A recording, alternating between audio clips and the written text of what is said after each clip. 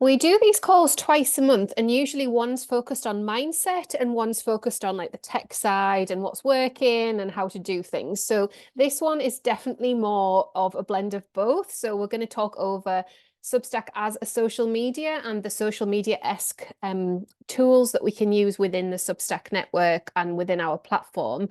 And we're going to relate that to how overwhelming things can feel. So hopefully by the end of the call, you'll have a clear plan for how you want to use Substack as a reader and a consumer of content, but also how you want to host your own publication and what you want to invite people to do. So that's the plan.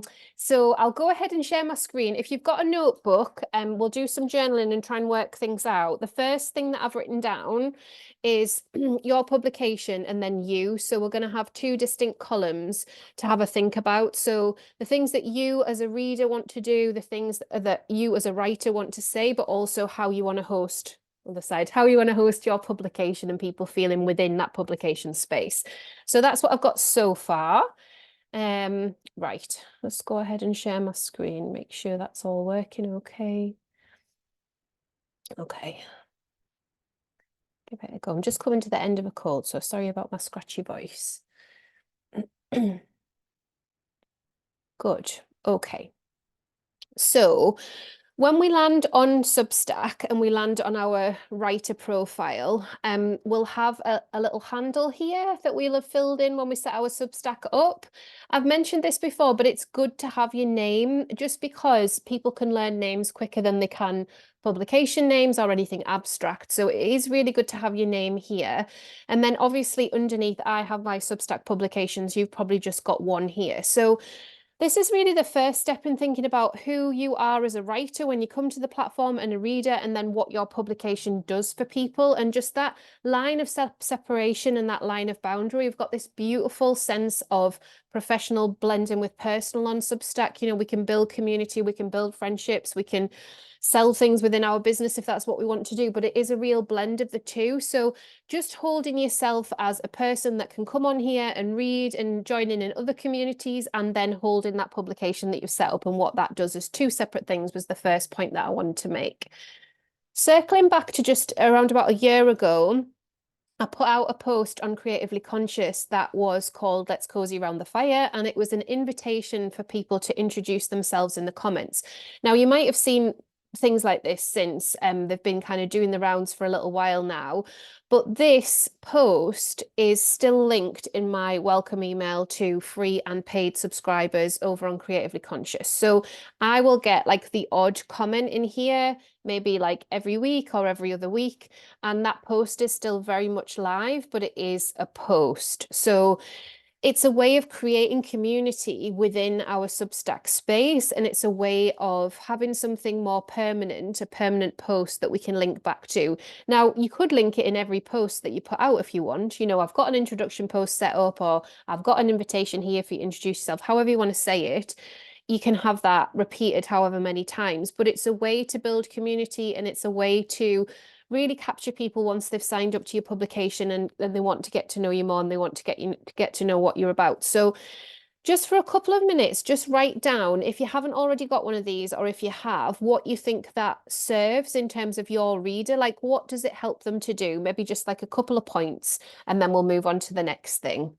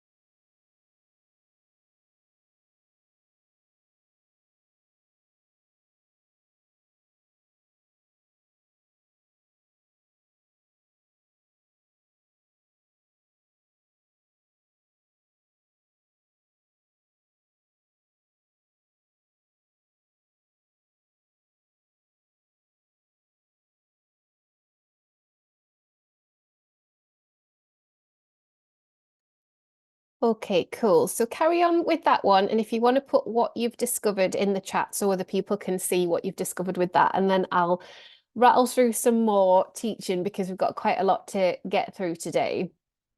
So the next type of post that I wanted to come to, and people get so confused about this, is a thread.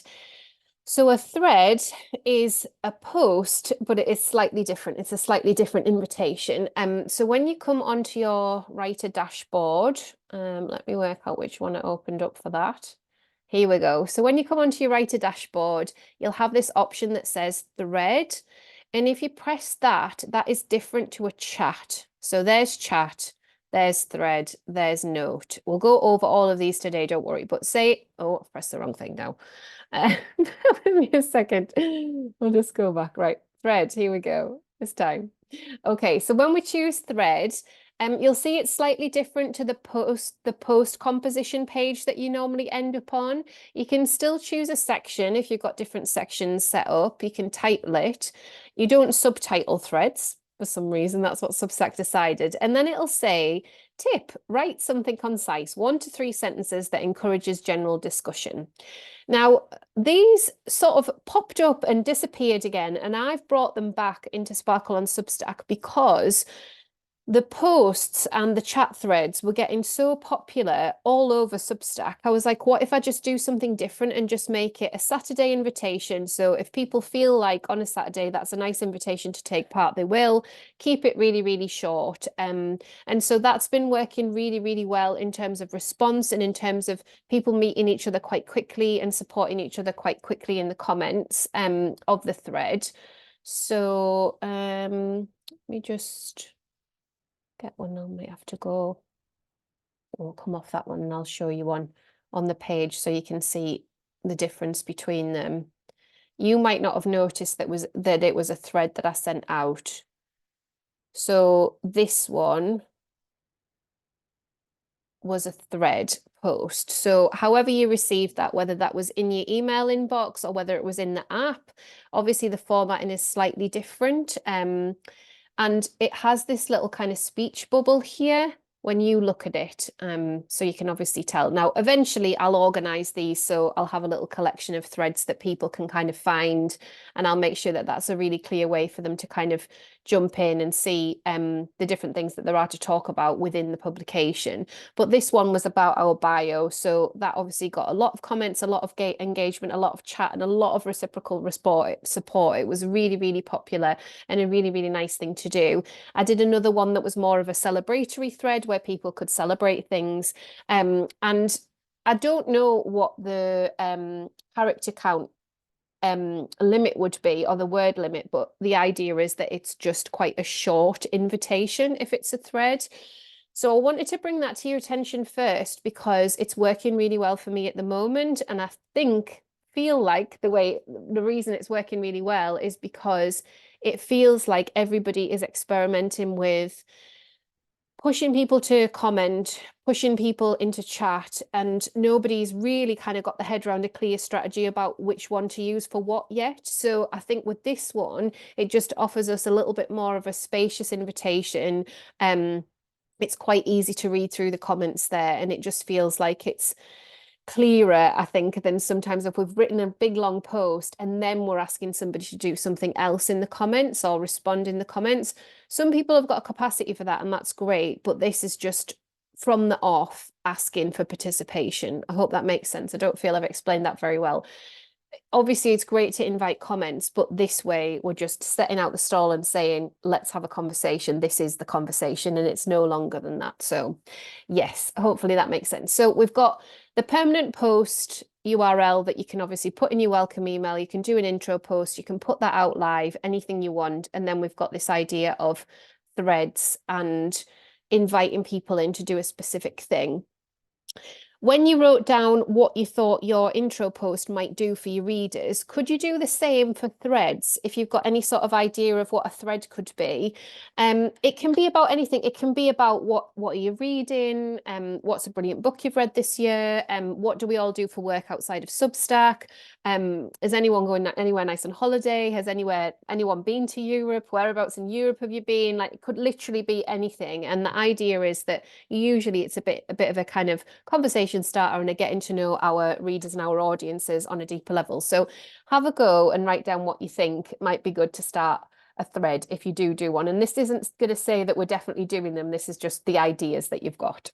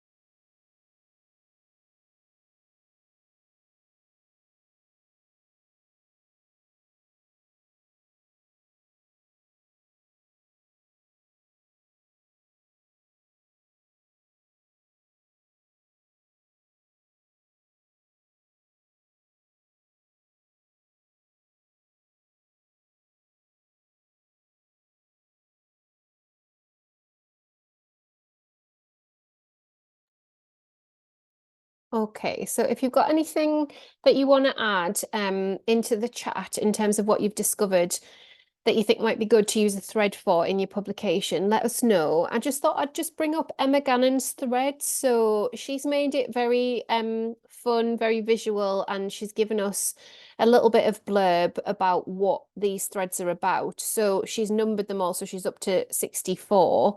And it's very clear, all of the different topics. They're all over the place. There's all sorts of different things that she's inviting people to talk about, and then everybody will obviously click in and comment and do that sort of thing. So similar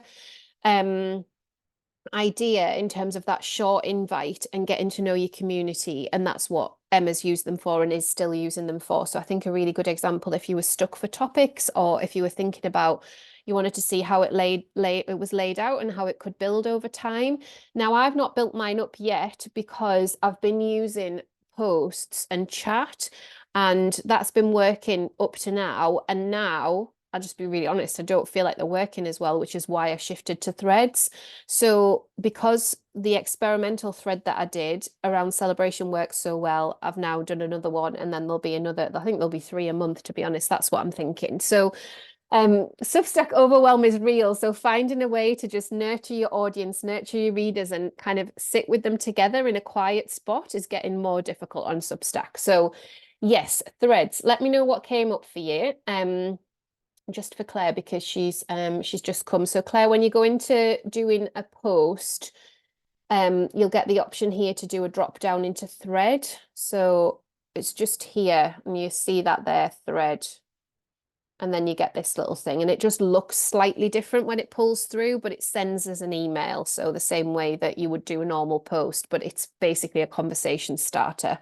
So that's what that one is. In terms of chat, let me see if I can just see you all on my screen. I always struggle with this one on this Zoom. I don't know why it doesn't let me see everyone. It. Yeah, maybe just put your hands up if your little Zoom hands or your physical hands if you're using chat. Just be good to get a show of hands if anybody is using chat. Can't see any hands going up. You can use Zoom hands or physical hands, whatever you want. Oh yeah, so people are thinking about it. Okay. It would be so nice to have a conversation about chat while we're here, because I've been observing quite a lot over the last couple of months about the way chat is being used and the overwhelm within chat. So yeah, I wonder if we have a bit of a conversation about that. Does anyone want to talk today? Does anyone want to come on, unmute and say hello and tell us about how their experience of chat is, either as a reader and somebody new to Substack, someone who's been here a while, or somebody that wants to use chat? Does anybody want to do that? If not, I can just keep chatting. It's no problem. Just give you a minute to decide. I'll go. I still Hi. have, hi, I guess as a reader, I haven't started doing this with my publication yet, but as a reader, I still kind of honestly get confused between notes and chats. Mhm. And I think that for me, it ends up being a bandwidth issue where I can't, I guess I don't really want to do both because it seems like I could be on there forever. And then I also find that I'm not reading people's work. I'm stuck in the notes in the chat, which Hmm. is fine. But yeah, so I guess I'm kind of curious how other people use chat versus notes and how, yeah, how they're different, I guess. Yeah, really good question. So I think if we come back to the publication space, um, the interesting thing with us as publication owners is we get to decide within our publication, and that's why I was finishing with chat there, because we covered the permanent post idea, we covered threads, and then chat is another space within our publication. But it really depends how our readers and how our users are consuming our content. So 80% of my readers read in email. So if I send them an invitation to chat, I'm actually inviting them to come onto Substack, to log in, to go into the chat function and to have a little chat in there, or to come and chat in the app. And some of them won't want to do that. So there's a balance there. And I think for me, there's been this real experimentation of, if I do the weekly chat, so up to now, I've done a weekly chat where people can ask anything within that chat thread, and then it keeps it all together so people can scroll through the questions that were asked and the answers. And then we've had our notes engagement chat thread as well. The issue with chat, like a WhatsApp chat for your publication, is that if somebody does another chat that you're also subscribed to, it then goes on top, and then you sort of lose the thread of all the chats. So there's no way to keep like one at the top. The recent updates that Substack brought in meant that we can leave chats. So to be honest, I just like ditched like a load, like 50 different chats that I never chat in, that just keep coming up, because as a publication owner, I just want to make sure that I can get to you guys if you ask me a question, and just go straight over to that and keep that at the top of my feed. So that's what happens with chat, and people are still very much experimenting with it. With chat, you can give everyone within your publication permission to start a chat, or you can have it as I do, which is you're the one that starts a chat and then you invite people to take part. You can keep that within chat, or you can email it out and say, okay, like I've started a chat, here it is, and that emails out, which I do a blend of both. But in my opinion, it has become quite noisy, because everybody's experimenting at the same time and we're all trying to pull people in. So for me, for you guys to grow joyfully and sustainably, I feel like I need a new way with this. So watch this space, that's coming. The second part of your question about notes. Notes is our social media feed on Substack. So we absolutely don't have to go there if we don't want to. And that's where it's very much about you and not your publication. So your writer name goes into notes, you write a note, you meet other people within the Substack network. Yes, your subscribers will see it if they go onto notes, but it'll also be people outside of your subscriber network. And so it's really like a Twitter feed for Substack users. And at the moment, it's mainly Substack users that also write publications. So a lot of writers, some creatives. There's not many readers on there. So this is a place to chat with your colleagues, have that water cooler moment, have something, like something funny that you want to tell people, something that you want to share with the filter of all of these people are your colleagues. And with that filter, then kind of working out what is this collaborative space that we're all using? Is this a space that we want to do a shout out? Is this a space that we want to thank people publicly? Is this a space that we want to share our work? Is it a space for self-promotion? It can be all of those things. But if we're just going on there to scroll other people's work, it's just not going to serve us. It's just not, there's nothing there for us. We know social media and we know what it is. It's just an endless scroll. So unless you really, if you were sat and you were poorly on your sofa and you were having a cup of tea and you really felt like just scrolling notes just to see, just for entertainment purposes. But in terms of you serving your creativity and serving your readership, notes just doesn't have anything for you. It's just that place of meeting other colleagues. And I think applying that filter to it can really help when Substack's feeling overwhelming because you're like, well, what am I supposed to do with notes? What am I supposed to do with chat? Shall I do a thread? There's just so much. So it's about separating out your workflow. So I'll front end some notes, and at the start of the week, I'll do quite a few notes just to sort of start the week. And then if I pop on again, great. If I get tagged, I'll pop on, I'll reply. But I'm like, I've done some notes, that's enough.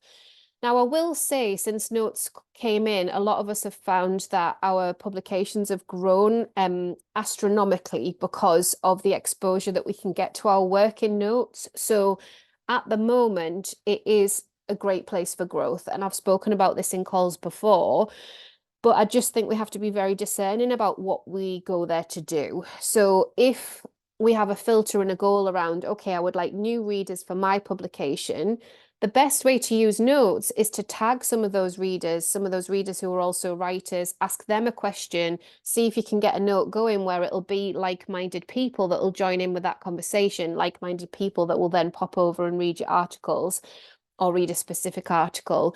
Some people will press the follow button. Like in this last month, I've had 1,000 new followers.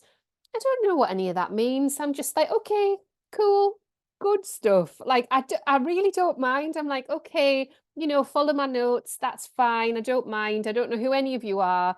I don't give it any brain space because I'm here to be in service to creators. My publication is in service to creatives. My notes is just me having a chat with my colleagues. So because I know that and because that feels really clear, I want to give you the gift of figuring that out today so that you feel really clear within your workflow for Substack. So let's take a Monday through Sunday. Let's be really honest, because, lots of us like to go on at the weekends. If you have Monday through Sunday written out on your notebook, can you write down when you usually publish? And obviously, you might not be publishing every week, and that's fine, but just in a month, is it usually a Monday? Is it usually a Thursday? And then work back from that where notes might fit in, and then we'll come to chat after that. But get your published date in there first and see if there's any for you, if there would be any sense in also doing notes that same day within your workflow of everything else that you've got to do in your world. I'll put that in the chat.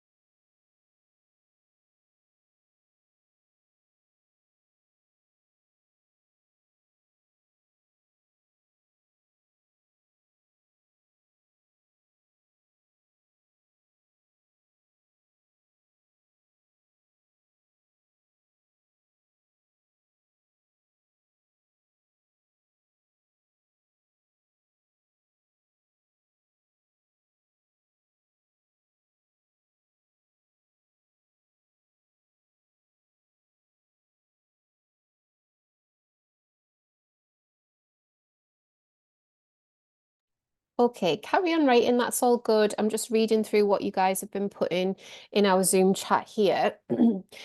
So, in terms of how we can utilize the app, yes, chat is on the app. So, that's where this kind of blend of personal and professional, reader, writer, community building, responding, it all kind of gets quite blurred.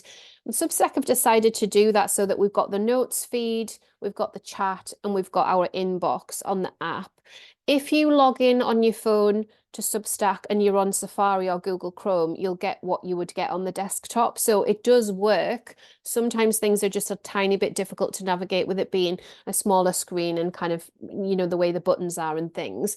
But it does work. So technically, if you were stuck with little ones and stuff like that and you couldn't open your desktop, then you could definitely go on your phone and do it. It is worth thinking about, how we use our phone always, isn't it? And when we want to power down and when we just want to read. So I just use the Substack app as a reader now. So I do have it and I might notice like notifications, but in my working hours, I've always got the desktop open anyway. So I would come to the desktop to kind of respond and do everything in that way, because it works for me. And then it feels like I've got a boundary around my phone and the app is just for reading. Maybe replying to the odd note later on when my daughter won't go to bed, I'll be honest. So yeah, so differentiating your time in that workflow can be really helpful. When you are thinking about when you want to go online onto notes or when you want to start a chat, it's worth having a look at your stats and seeing whereabouts your readers are mainly based in the world. So mine are mainly based in America. And I do things, on my terms. I'm in the UK, I work around the school run. So I try my best to accommodate the Americans. And I definitely think about that in notes and in the time that I'm publishing notes. But the members' calls, one of them's, 9:30 in the morning, it just wouldn't work for the Americans. So I know that, but I think just coming to that and trying to work out, okay, it's not just my time zone, like who else is here, how is everybody else consuming this content, can be a really nice exercise to do. When you were working through your weekly schedule, did you notice a day of the week that you like to hang out on Substack more? Are you on Substack a couple of days a week, every day? Like, how's it all looking for you guys? And how easy is it for you to come to that work plan and know what it is that you want to do? Let me know in the chat, or you can unmute if you want to. So Shirley saying, what is your view on when to post? I'm thinking about posting every 10 days, but that will mean there is no consistency in the weekday. Is that a bad thing? Good, neutral? So the advice has always been to try and pick a day because your readers get used to and look forward to your work coming out on that day. I think when you're in an experimental phase, you can be more flexible with yourself for sure. You might want to do it so it's like 2 Thursdays a month or something like that, or you might want to do it so you've done the work but you schedule it in. It's hard to know. Like, I definitely have a cadence and a rhythm that feels like it works, and I would say choosing a day of the week where lots of people are online and have time to respond is a good thing. So that's why I chose the threads for the Saturday. Now, I don't want to be online like the whole of my Saturday, but I'll just do half an hour and then I'll leave everybody else to chat, and that's fine. And if I wasn't doing Substack for like full-time work through the week practically, then of course I would want to be online. So it's super interesting. It's like a little game of observations. You can see what the open rates are like. You can see what the comments are like and how busy things feel. You can play around with the timings. I used to schedule posts so that the Americans would get it in their evening and then the UK people and Europeans would get it in their morning. So I tried that for a little while and that did work quite well. So we can be quite playful and we can decide. You can also ask your readers. So I just did that recently. I put a little poll on Creatively Conscious and asked people. I sent it out on a Monday, but even after 2 weeks, the most popular vote was Mondays for those posts to go out. People would say more businessy type posts towards the front end of the week, and then something of a bit of a pick me up midweek, and then anything you like going towards the weekend. But this is just, us coming to it and trying to work it out. I would say if there's anyone that you like to read, question whether that might be quite nice if you also published on the same day as them, so that if there's some crossover in your readers, which again you can see in your dashboard, maybe then people read theirs, and then hop over and read yours. So there's lots of different ways to look at it, but it is it's a big old experiment. Okay, so Trudy's saying a couple of times a week for posts, different days, depending on what you've created. Check notes daily, read and restack other work. Don't go on chat. Yeah. So the way that I've noticed that a lot of my clients that are really trying to take Substack to the next level, they've just never been on chat. You know, they're just not on chat. So there's this fear of missing out that bubbles over us where we think, oh, we need to do chat because that's what people are doing. And yes, some people are doing chat, but actually a lot of people are focused on the work, the posts, the quality of the posts, the engaging in the comments, you know, putting everything into that space. And this is where Substack has become so noisy, it's hard for us to hear ourselves think. So going back to what you want to do and your reasons why is like the next level of this.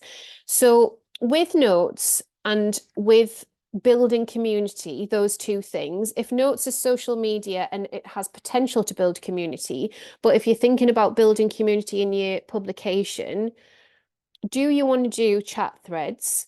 Do you want to do threads? Do you want to do something else? Have you got thoughts about what you want to do? Have you got questions about what you want to do? Do you want some advice on any of that stuff? What do you think? Let me know. And again, you can unmute if you want to, or you can just pop it in the chat.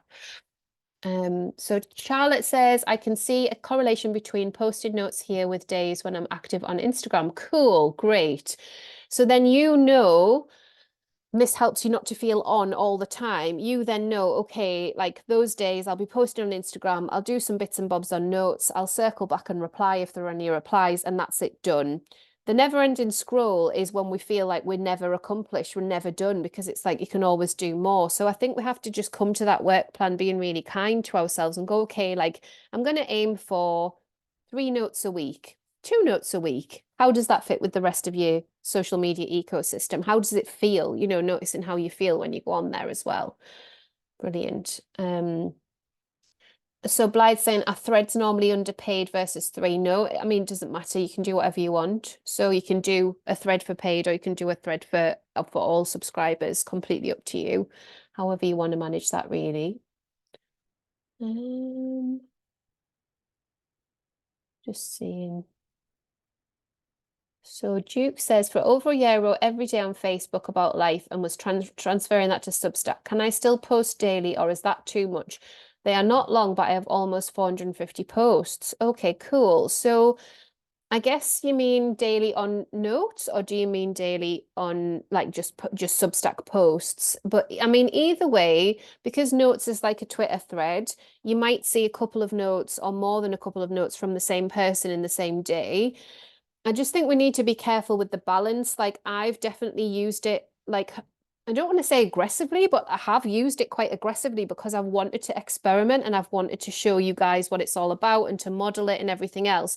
And now that I've done that and now that I've tried all that and it's been there for a year, I personally am pulling back and I'm like, okay, I'm going to do my notes. I'll probably still do 2 a day because I've like quite a lot to say.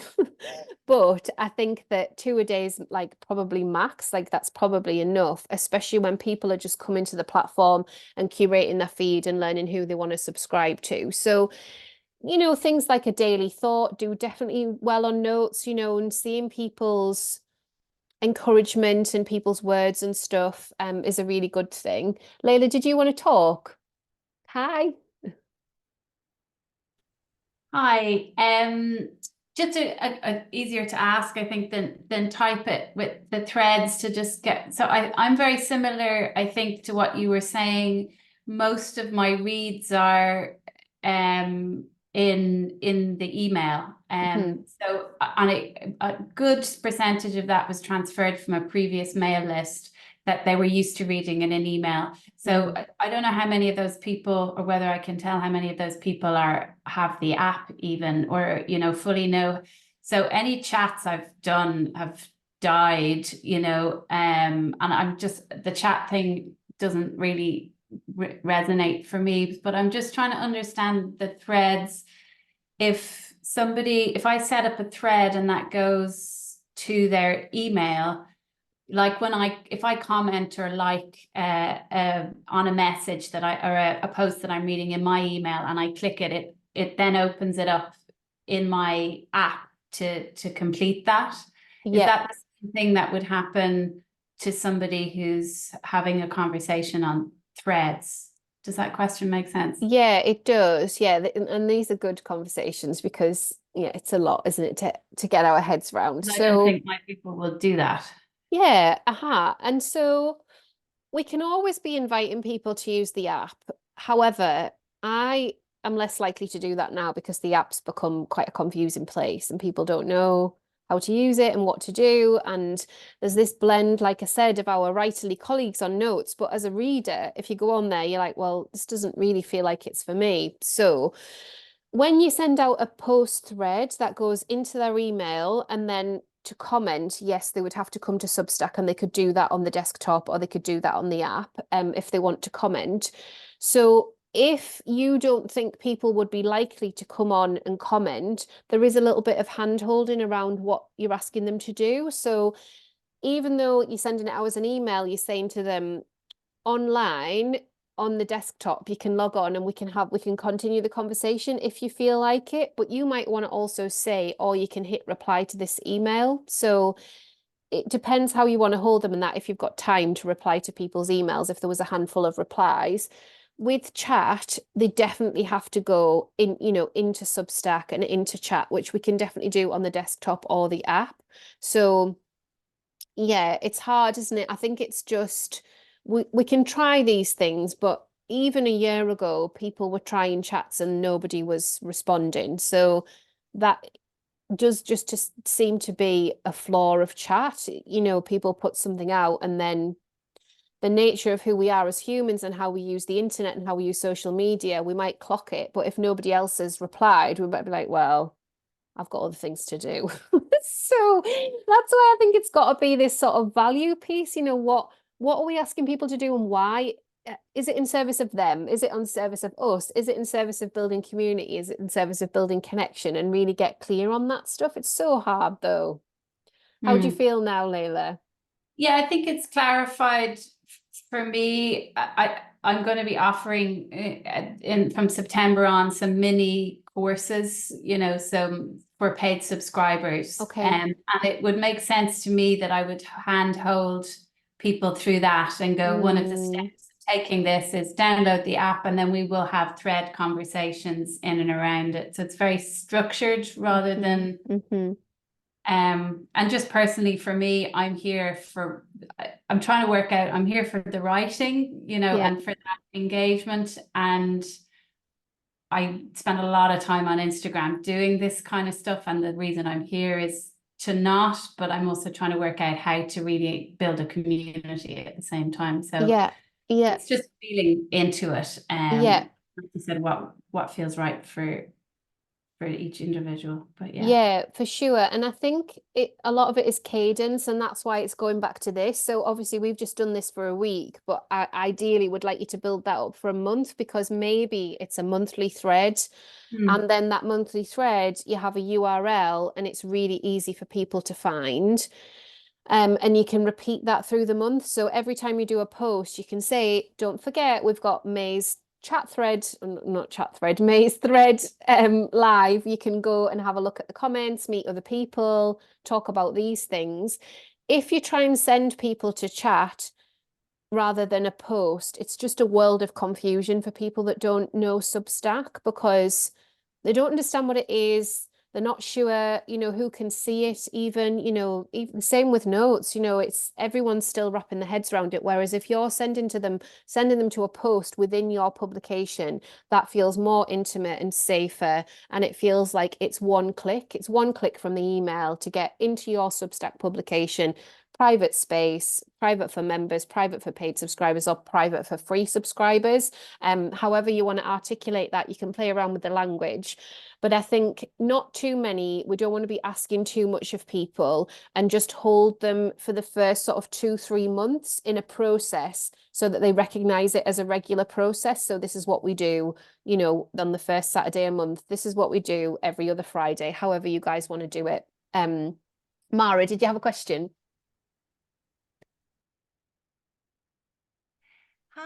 Hi Claire. Nice Hi, to nice meet you, to see everybody. you. I'm new. Welcome. Thank you so much. Yeah, so I'm new, completely new. So I've only posted 2 articles. One when I first joined Substack a year ago, and then I was a reader for the whole year before I took the courage to post the second one, and then I kind of stalled because I got stuck with naming my Substack. Yeah. But this is a very interesting conversation because you guys, I've come to a realization that everybody who's using, like I said, Substack, the app, they are colleagues. All of them are writers. And whereas I saw Substack as the best social media app without being social media-ish, there is. And I absolutely love the idea of combining all these elements of audio, video, and long form content. And I here's the word content, but now I see this, actually, how are we going to get readers that are not writers? Do you know? Is that gonna happen? Because I was like, oh my gosh, yes. So finally, I'm gonna develop my personal brand. This year is my year because I was doing it for other clients, and I choose this social media platform to do it because that's where I feel most comfortable. Like-minded people. There's no arguing there. People are more intelligent. Or they're intelligent conversations on Substack rather than, Instagram and TikTok. It's just a different feel, right?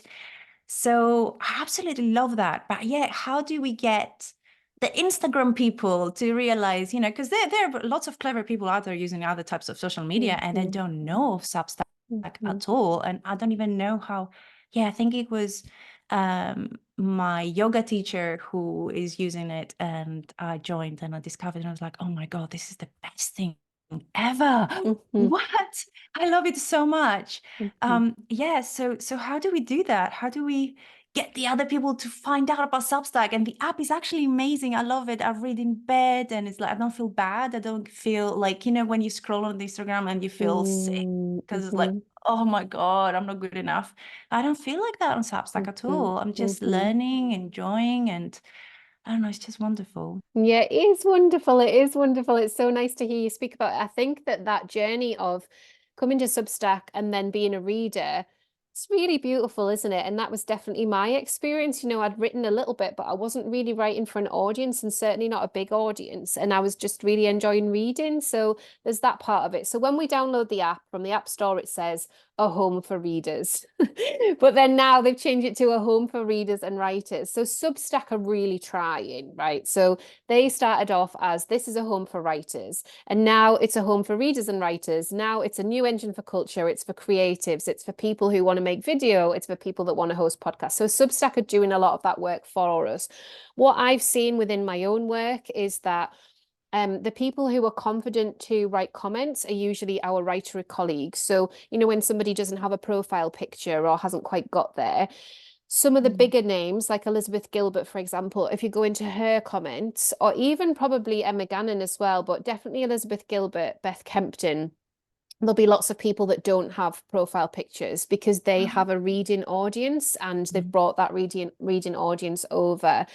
Sometimes it's about that fan base. So people are coming over and starting to get to know Substack. So I was on a one-to-one yesterday, and the reason that this person had come over is because one of their favorite writers was on Substack, and they hadn't really even known that they were receiving that work via Substack. And then they found someone else and they sort of thought, oh, okay, so I could go on Substack. And then there are other, so it's all starting to happen.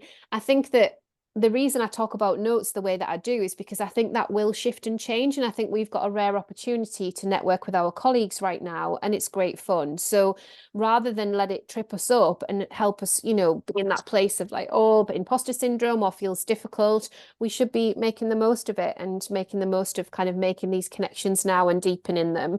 So I do think it is happening. some of the people that I've worked with that have had bigger Instagram followers have worked really hard to explain it and to bring people over. And they've done that because they've wanted them to pay, and that's worked. And then once those people are in, then they obviously cross-pollinate and come across to all of the other platforms as well. So I think there's one set of things that we see, but there's a whole load of other things going on behind the scenes as well. And I think it's up to all of us to find the right language to be inviting to our subscribers, to the people off platform. And Substack have made so many subtle changes over the years. So it used to be you had to put your email address in before you could read a post. Now you can obviously click no thanks and you can just read it like a blog. So some of the way that we use our language on social media, so I'll say it's a free read. So I won't say it's a Substack post. Nobody cares what platform it's hosted on. I wouldn't say, here's my MailChimp newsletter. I wouldn't say, have a look at my beautiful Flowdesk Designs newsletter this week. You know, okay, that's so interesting, because I don't know how to put that on my website, because it's like, this is my publication? Yeah. Substack? Yeah. Or you don't know what Substack is? Yeah. So I would did you say, so I love the language, and it depends how this fits for you, but I love the language of online magazine. This is my online magazine. This is my mailing list. This is my newsletter. This is my online home. Like, there's so much language to play around with, and then the subtlety of what you invite people in to reassure them. So people have said, oh, but does this mean like I have to pay to be on the platform? Like, people have had so many questions over the years about what this means, and I think we just have to hold them through it because it's so new, isn't it? So it'd be good actually, maybe if I do the next thread post on how we use some of this language together and how we invite people into our work and invite people into our publications and invite people into our newsletter spaces and whatever it is we want to say.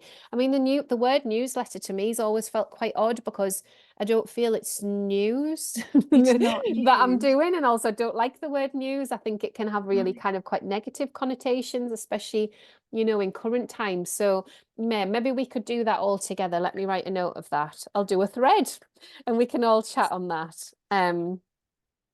Thanks so much, Mara, for bringing that up and for talking with us about that, because I think, yeah, we've got to try and figure this stuff out together. I did do a little Canva design that talks directly to readers. So let me put that in the thread because you can put your own branding on it. So it's like an Instagram carousel, and it speaks directly to readers rather than writers. So I'll get that and I'll put it in the chat thread that we do. Good. Okay, let me push on and cover a couple of other things with you guys. Just a second.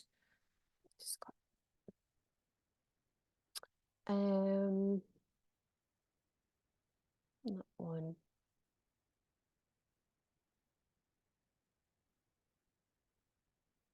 This one, I think. Yeah.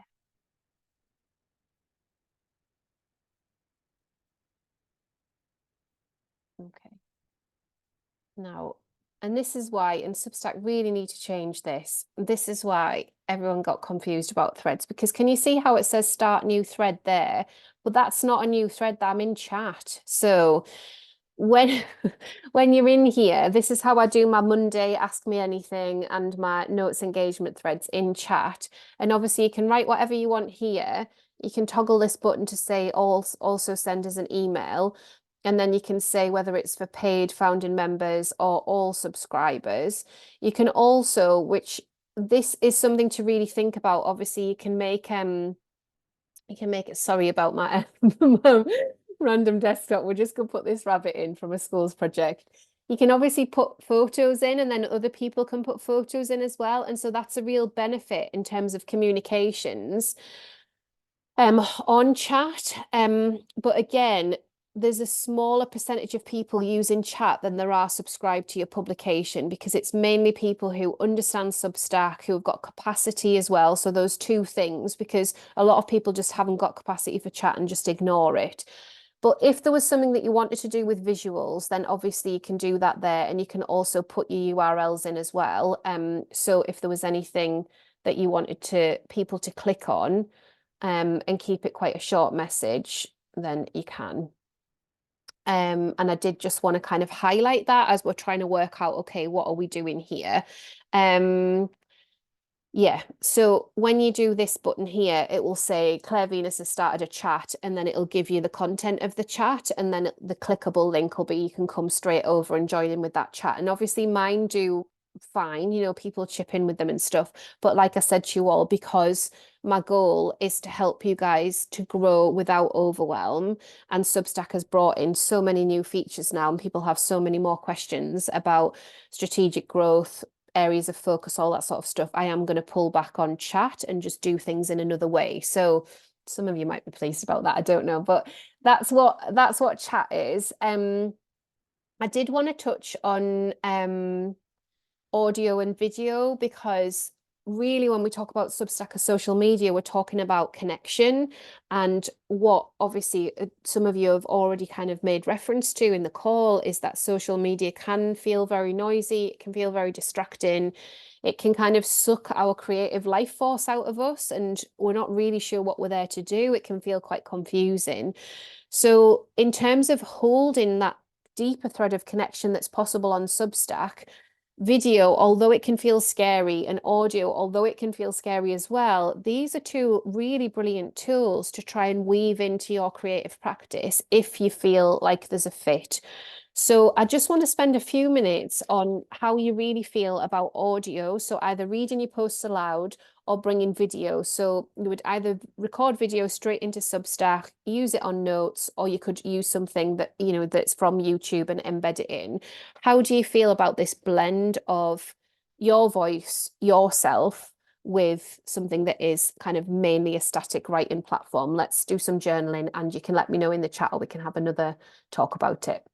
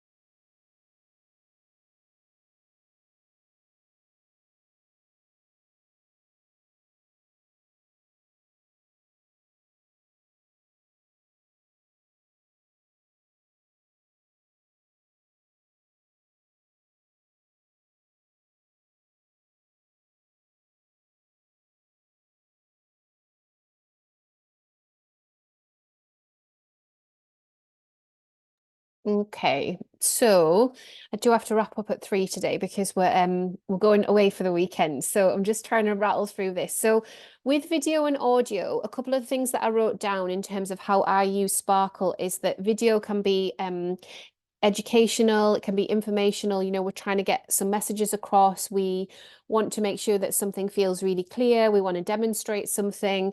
We want to be friendly and kind of introduce people to the space that way. With audio, it can feel like a walk with a friend. It can feel quite soothing, especially if you read your words, it's depending on what you write about. The podcasts I've mentioned before have really, really high downloads. So Substack, in the recent statistics that they've looked at, have said that anyone that uses audio is growing 2.5 times faster. So if you are focused on growth and what's possible with growth, deepening connection and growing your publication, they're obviously really keen to push out our audio content. And I think that's why my podcast has done so well.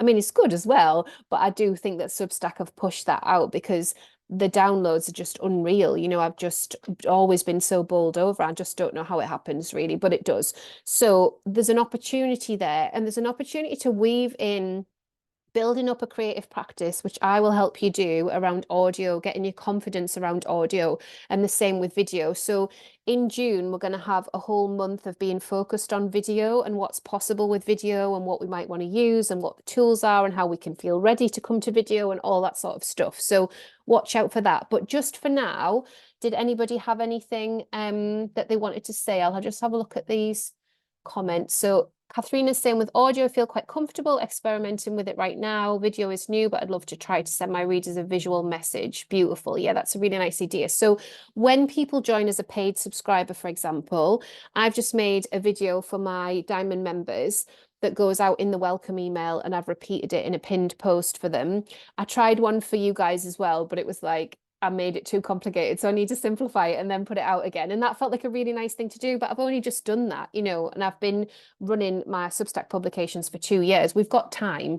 So Blythe says, I find it connects me to the readers in a different way. Enjoy the audio. I'm going to add more video as a way to invite readers onto my land. Yeah, so it can give us that sense of place. So the way that we've got used to kind of snapshots of our world, you know, little bits of photography, we can do little snippets of video. They don't have to be, okay, like I've got my lights on, lights, camera, action. It can literally be a piece of video from our day. And the best format for Substack and for the way that they give us the video embed is in landscape format. So if you have a play around with video and you see other people do video, it'll be at the top of the page and it'll be landscape. But in notes, you can, you know, play around with a few seconds of portrait video if you wanted to kind of repurpose from Instagram. Do the audios have to be different than the posts, or can they be the same? Yeah, so you can embed audio into a post, Duke, that's fine. And you can do the read over as well. I've got a whole tutorial about that, actually. We covered it a couple of months ago, so I'll put that in with the replay so you can have a look. Also, Mara's saying she can help with video. Well, this is good because in June we're doing a video challenge, so we definitely need your help for that. Okay, good. So I know it's short today and we haven't got time for like our usual questions that we do, but basically what I want you to do, and we'll pick this up in the thread afterwards, is we've got these 2 sheets and then everything we've covered in terms of chat, notes, threads, static posts, those intro posts, and then the audio and the video elements. And I'm going to sneak in photography as well, just because we can use it in chat and some of you are visual artists. I want you to work out a new pattern, a new cadence of creative experimentation. So that's the challenge. So if you're doing things a certain way right now that you've heard a little bit more about how notes can work, how threads can work, and how chat can work, is there something that you can challenge yourself to do and we can all support you with, so that you don't feel like, oh, nobody's gone into my chat, my notes not really got any traction? Let's support each other in this. Let's support each other in this experiment. So I'm going to put the replay live in the post that went out yesterday, and then I'm going to update this invitation so that you guys can all try and work out, okay, my post goes out on a Monday, I'm going to try a Saturday thread once a month. My post goes out on a Monday, I'm going to do a note alongside it, and I'm going to try and get some colleague conversation going. So whatever it is for you, don't take on too much, just choose 2 things that you want to do with, you know, to wrap around what you're already doing, and have fun with it. And then we can circle back and see where we're at. Claire, I'm going to message you about that question. I've just seen your question. I'll message you about that podcast stuff. But I'll go for now. Thank you all so much for being here. I know it's been a whistle stopper and there are lots more resources around all of these things, but what I would say is my biggest advice is just quiet the noise, write, hone your creative practice, get to know your readers, and then decide with them what they want. They probably don't want to chat in a chat thread. This is what I'm seeing. So have a think about using the post threads, have a think about, you know, reaching out to people on notes, maybe just pull back from chat a little bit, consume it yourself, and then see if maybe a couple of months down the line you want to do something with it. Yeah, I'll see you all really soon. Thanks again, everyone. Bye. Bye.